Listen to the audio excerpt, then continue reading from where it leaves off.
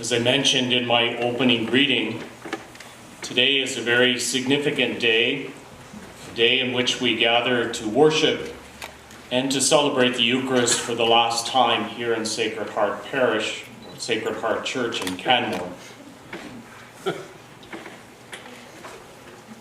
It is a place of worship. It is a building. But it also is a place in which we have all encountered God and Christ through the gift of his presence. And so this church has many memories, sacred memories, memories that have touched families, touched individuals, and as you can see, has touched the lives of our priests who have come here to celebrate today. This day brings back a lot of memories for myself. For what you are going through, I went through as well in the home parish and church that I grew up in London, Ontario. It was a parish and a church similar to this, except that it had some pillars. And it was a favorite place for my dad to sit, behind the pillars. But that would be a whole other homily and story if I was to go into it. The church brings to us the encounter of our faith.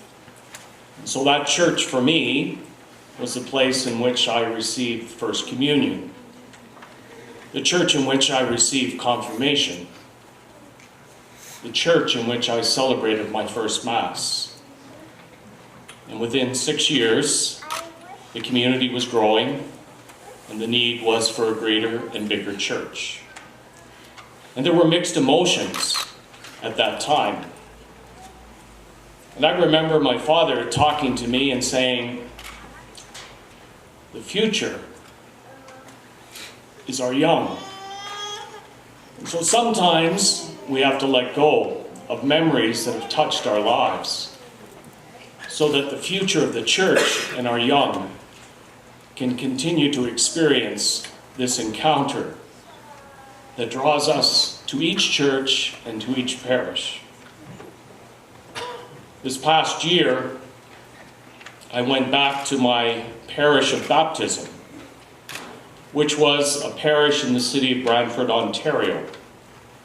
And I was invited to come and to celebrate the sesquicentennial of that parish, 150 years. And to my amazement, I was baptized there in Brantford.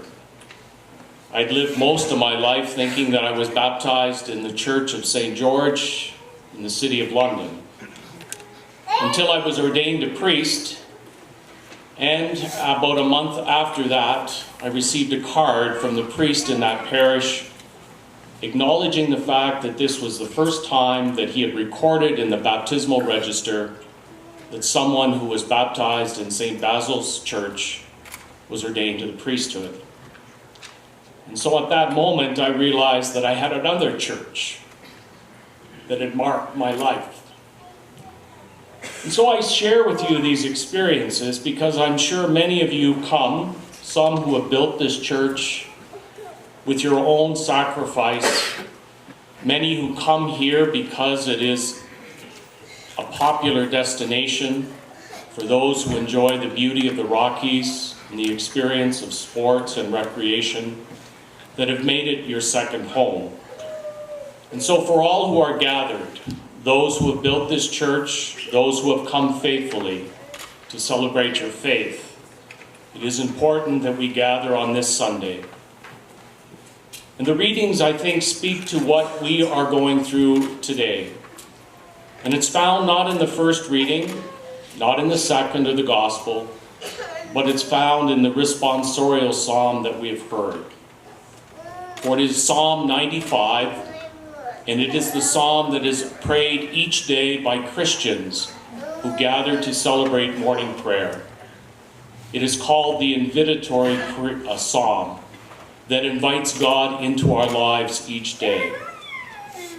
And this psalm had tremendous importance for the Israelite people, for it reminded them that God was calling them each day to worship, to come into his presence.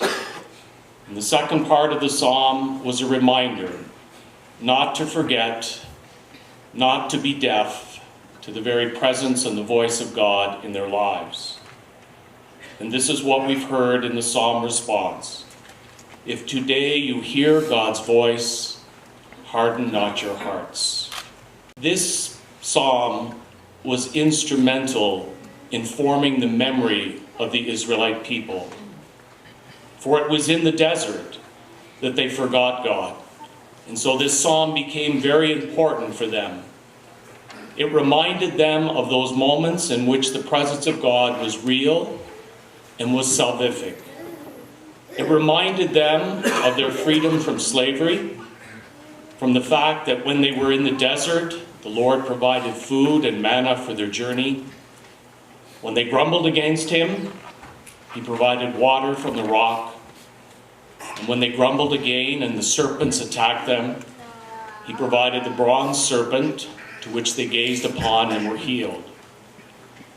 You see, these memories that constituted the Israelite people were the very memories that they wanted to remember, because they knew that this was where they experienced the fullness of God's presence. Pope Francis has reminded us of the importance of remembrance. In his encyclical Evangelium Gaudium, the Joy of the Gospel, he makes the following points. He says that the believer is essentially someone who remembers.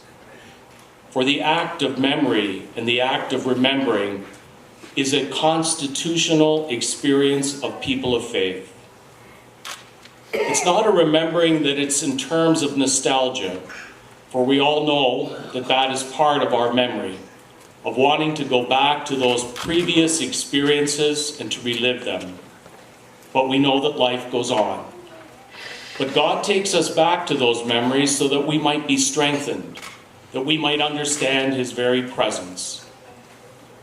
There's also a very somewhat troubling trend in our own culture today that doesn't want to remember, that wants to erase history.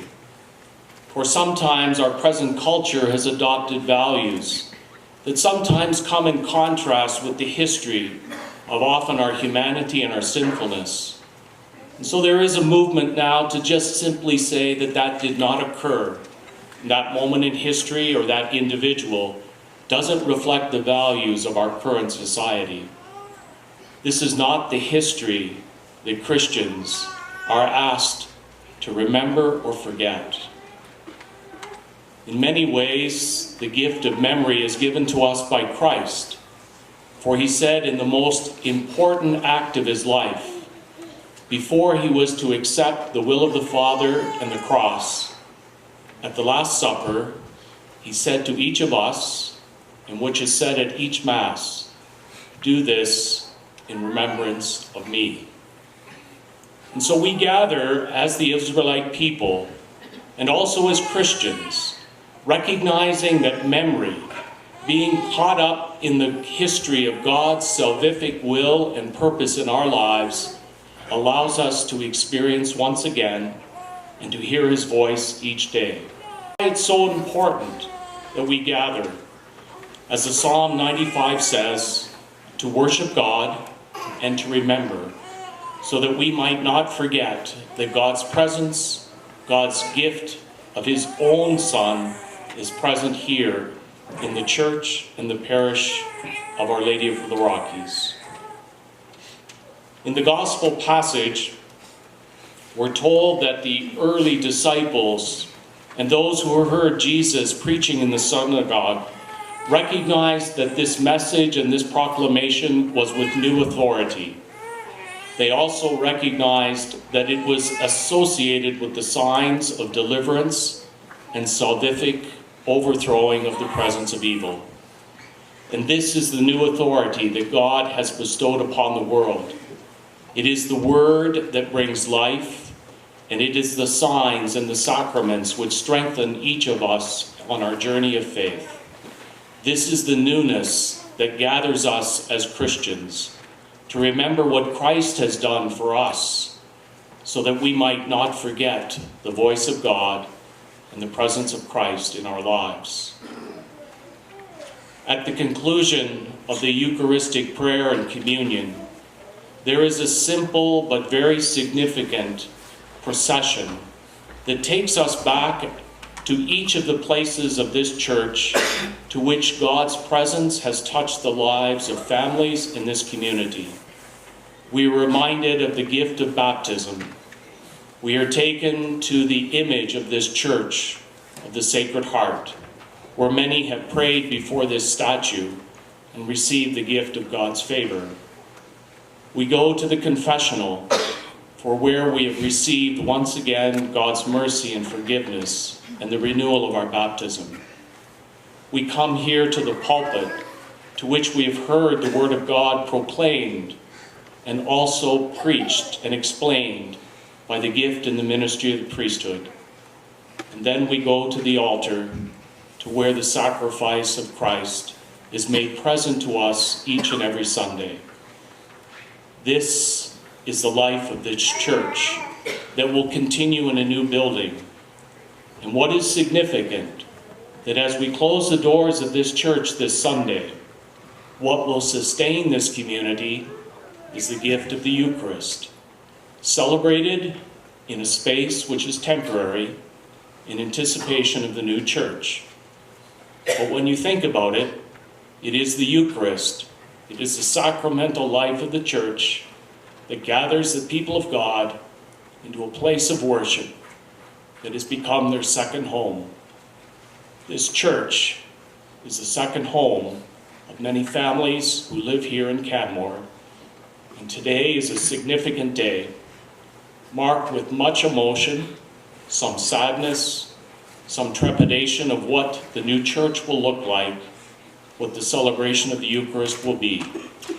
But what will sustain us in this journey is the presence of Christ, the presence of God that we celebrate in this Eucharist.